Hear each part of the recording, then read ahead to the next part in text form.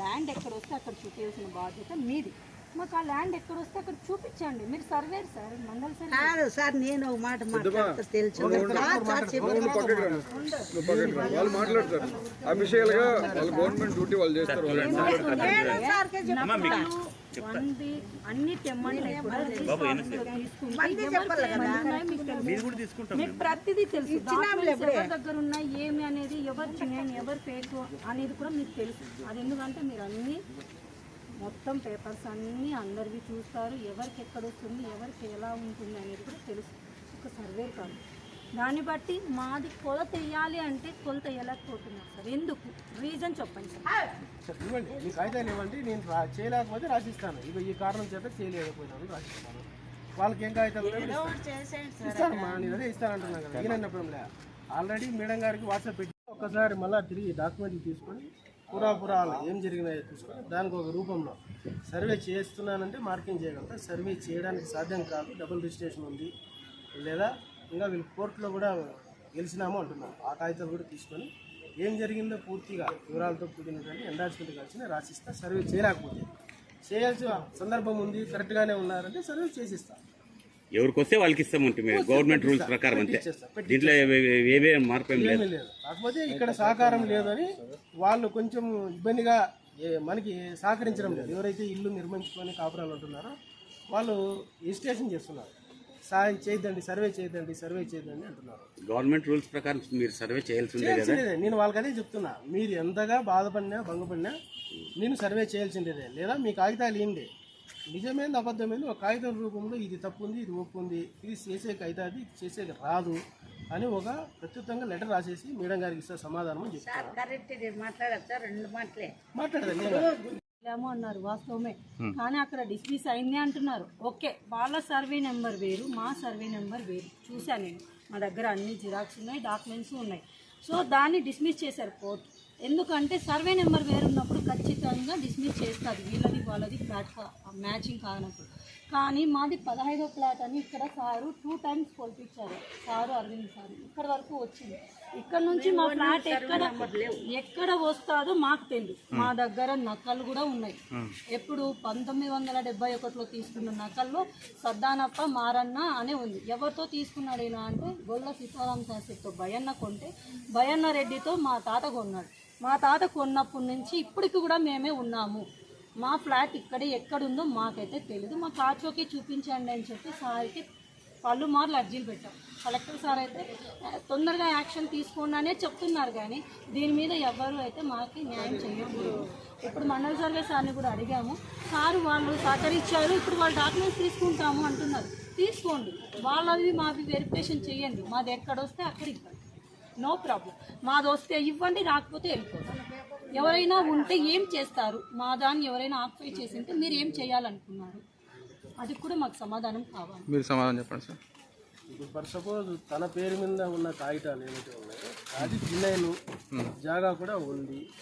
అయితే తెలుసో తెలియకో ఇతర వ్యక్తులు ఎవరైనా ఆ కట్టడం కట్టుకొని ఉంటే ఎంక్రోచ్మెంట్ కింద మీకు చూపిస్తాం. మా రిపోర్ట్ రాసి ఏదో ఫలానా ఆయన నీ అనుభవం మీ పత్రాల ప్రకారం ఉన్న జాగాలో ఇల్లు నిర్మించుకున్నాడో, లేదా పశువులు కట్టేసుకుంటున్నాడో, లేదా ఇతర పరిస్థితులు లేదా వాడుతున్నాడో, ఏది ఉంటే స్థితిగతులు అది కాగితం రూపంలో రాసి మీకు ఆన్సర్ రూపంలో ఇస్తాం. దానికైతే ఏం అనుమానం ఏం లేదు. ప్రొవైడెడ్ మనకి సహకారం రావాలి. వాళ్ళ దగ్గర నిజమైన డాక్యుమెంట్లు ఏమున్నాయి, నకలు అడుగుతా అంటే 2 దఫాలుగా నేనే పర్సనల్గా వచ్చిపోయినాం. మేడము ఇలా సోదర మిత్రులంతా వచ్చారు. ఎవరితో కొన్నావు నువ్వు ఈ ప్లాట్?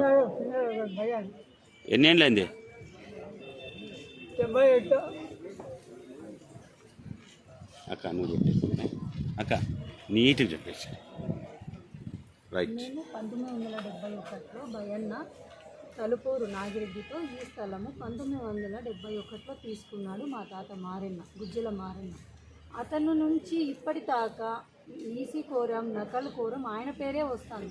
కానీ ఇక్కడికి వచ్చినప్పుడు ఫ్లాట్ దగ్గరికి వస్తే చాలామంది గందరగోళం చేసి సర్వే చేయకుండా పెడుతున్నారు. పలుసార్లు మేము అర్జీ ఇవ్వడం జరిగింది. జిల్లా కలెక్టర్ సార్ గారికి.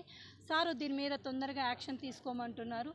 అక్కడ రూప్లా నాయక్ ఏడీ సార్ కూడా సర్వేర్ కూడా చెప్తున్నారు. రఘునాథ్ సార్ వస్తున్నారు వెళ్తున్నారే కానీ మాకు ఎటువంటి న్యాయం జరగట్లేదు. సర్వే చేయడానికి వచ్చినప్పుడల్లా అవుటర్స్ అంతా రావడం, ఇక్కడ గందరగోళం చేయడం, వచ్చిన ప్రతిసారి ఏదో ఒక ఇబ్బందితో మమ్మల్ని చాలా ఇబ్బందికి గురి చేస్తున్నారు. మాటలతో, దురుసు మాటలతో, ప్రవర్తన చాలా అసభ్యకరమైన మాటలు కూడా మాట్లాడడం మా దగ్గర వీడియోస్ కూడా ఎవిడెన్స్ ప్రూఫ్స్ ఉన్నాయి. మేము పోలీస్ వారిని కూడా కన్సల్ట్ అవ్వాలనుకున్నాం. మా తాత కొన్న ఫ్లాట్ ఎక్కడికి పోయింది, మా తాత ఇక్కడ తీసుకున్న సర్వే నెంబర్ ఎక్కడ వస్తే అక్కడ చూపించండి, మాకు సర్వే చేసి మా సర్వే నెంబర్ ఎక్కడ వస్తే అక్కడే మా ఫ్లాట్ అని మేము కోరుకోవడం జరుగుతుంది. పై అధికారులకు కూడా తెలియజేస్తున్నాం. సార్ 10 సార్లు తిరుగుతున్నాయి, మా చెప్పులు కూడా అరిగిపోతున్నాయి మేము అధికారుల చుట్టూ తిరగలేక. ఆయనకి ఇప్పుడు 85 సంవత్సరాలు. 85 సంవత్సరాలు అతను ఎక్కలేక దిగలేక మేము చాలా ఇబ్బంది పడుతూ ఆయన కూడా మాట్లాడుకోవడం అన్నాడు. నేను ఇప్పుడు నేను సపరేట్ మాట్లాడినాక ఆయన పెడతాన్నాడు, మన్నూరుకి రా అని చెప్పి పెడతాన్నాడు. ఇక్కడ అందరూ చాలా సార్లు నమస్కారం. వాయిదాలు ఏం చెప్తున్నారు వీళ్ళు? మా అక్కయ్య మళ్ళీ ఆమె తాత లేరు, అక్కయ్య చెప్పింది. ఇక్కడ mandal survey sir Raghunath sir వచ్చిన ప్రతిసారి వాళ్ళు డాక్యుమెంట్స్ ఇవ్వండి అంటే ఎవరు డాక్యుమెంట్స్ అయితే సార్కి సబ్మిట్ చేయడం లేదు. మూడోసారి ఇప్పుడు రావడం ఇక్కడికి 3 సార్లు వచ్చినా కూడా పక్కన వాళ్ళు ఎవరైతే పొజిషన్లో ఉన్నారో వాళ్ళు మీ దగ్గర ఏ డాక్యుమెంట్స్తో ఉన్నాయో ఆ డాక్యుమెంట్స్ మాకు సబ్మిట్ చేయండి, వీళ్ళవి మీవి అన్ని ఎంక్వైరీ చేసి వెరిఫికేషన్ చేసి ఎవరిదైతే వారికి ఇస్తామా అని నోటీసులు చెప్తున్నా కూడా ఇక్కడ ఎవరు సహకరించట్లేదు సార్. దీని మీద న్యాయం చేయాలని కోరుచున్నాం. మండల్ సర్వే సార్ని అడగండి ఒకసారి, ఏం చెప్తారో వినండి ఆయనది కూడా.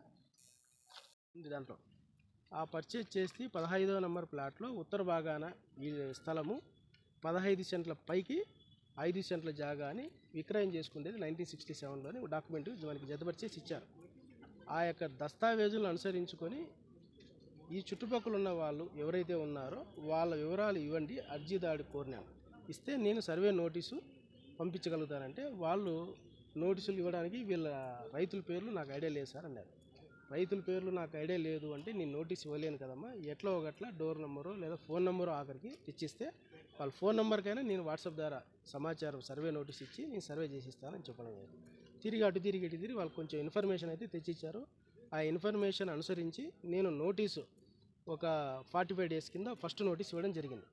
ఆ మొదటిసారి ఇక్కడికి వచ్చిన తర్వాత ఇక్కడ ఇదివరకు వీళ్ళకు ఉన్నటువంటి సత్సంబంధాల ప్రకారము లేదా జరిగిన సంఘటనల ప్రకారం ఈ ఎవరైతే భూమి మీద ఇల్లు కట్టుకొని నిర్మించుకొని ఉన్నారో వాళ్ళు పూర్తిగా సహకరించలేదు. మనకి దస్తావేజులు కానీ ఏమి అడిగినా కూడా ఏమి సహాయం చేయడం లేదు. మీకు ఎలా వచ్చిందంటే కూడా మాకుంది, మాకు పత్రాలు ఉన్నాయి, అవి ఉన్నాయి, ఇవి ఉన్నాయి అన్నారే కానీ ఏమి ఇవ్వడం లేదు. సరే ఓకే, మరి ఘర్షణ వాతావరణం ఎందుకు లేనేసి నేను అర్జీదారులకి మాకు ఏదైనా కాగితాలు రావాలమ్మా, కాగితాలు వస్తే ఆ కాగితాలను పరిశీలించి నిజమైంది తప్పైంది అనేది నేను చెప్పగలుగుతాను. అవి ఇవ్వకపోతే నేను ఎలా మీ పత్రం చూసి మీరు కరెక్ట్ అని చెప్పలేను, కరెక్ట్ కాదమ్మా ఇది ప్రొసీజర్ అని చెప్పడం జరిగింది. తదనంతరము మళ్ళీ 15 రోజుల కిందట 2వ నోటీస్ పెట్టడం జరిగింది. 2వ నోటీస్ అనుసరించి మళ్ళీ ఇదే ఘర్షణ వాతావరణం ఏర్పడితే డాక్యుమెంటరీ మీరు ఇస్తేనే ఇది పని దీనికి సమాధానం వస్తుంది, లేదు అంటే ఎన్నిసార్లు మేము వచ్చినా మీరు ఘర్షణ వాతావరణమే ఉంటుంది ఇక్కడ, దయచేసి సహకరించండి, మీ కాగితాలు ఏముంటే అవి ఇవ్వండి అంటే మాకు సమయం కావాలా ఇస్తామని చెప్పారు. ఒక 2 డేస్ బ్యాక్ 3 డేస్ బ్యాక్ మా ఇదివరకు ఉన్నటువంటి గ్రామ సర్వేకి కూడా ఇచ్చడం జరిగింది 3 డేస్ బ్యాక్. ఈ మధ్యలో మనం ఈ 3rd నోటీస్ పెట్టి రావడం జరిగింది. ఇప్పుడు మళ్ళీ తిరిగి మాకు నోటీస్ ఇచ్చినామంటున్నారు. అదేవిధంగా మన అర్జీదారులు ఎవరైతే ఉన్నారో వాళ్ళ మీద కోర్టులో కూడా గెలిచినామంటున్నారు. ఆ కాగితం కూడా ఇమ్మని చెప్పాను. అన్నీ తీసుకొని పూర్వాపరాలు కాగితాలు ఏం సపోర్ట్ చేస్తాయో చూసుకొని ఎవరిది జినైన్గా ఉంటే ఆ జినైన్నెస్ ప్రకారంగా భూమి మీద సర్వే చేసేదా, లేకపోతే ఇది చేసేకి రావడం లేదు పలానా కారణం చేత అని ఎండార్స్మెంట్ రూపంలో వాళ్ళకి సమాధానం చేసేదా, ఏదైనా కానీ ఒక 3-4 రోజుల లోపల నేను సమాధానం చేసి ఈ అర్జీదారుని ముగించగలుగుతాను.